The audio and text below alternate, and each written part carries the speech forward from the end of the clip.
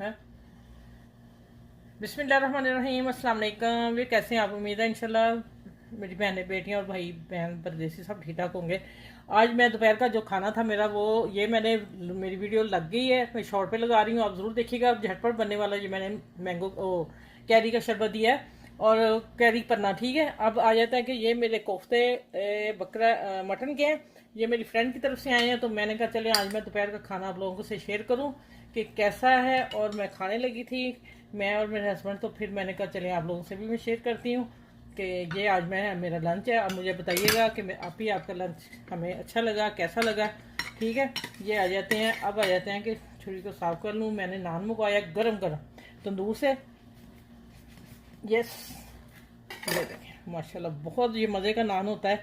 मैं पाँव के साथ उसी वक्त ये मंगवाती हूँ, फिर हम खाते हैं और मज़ा आता है, ठीक है। चलें, आज की ये मेरा खाना आपने ज़रूर कमेंट्स में बताना है कि आप ही हमें कैसा लगा है, और ये मैंने साथ रखा है, ठीक है।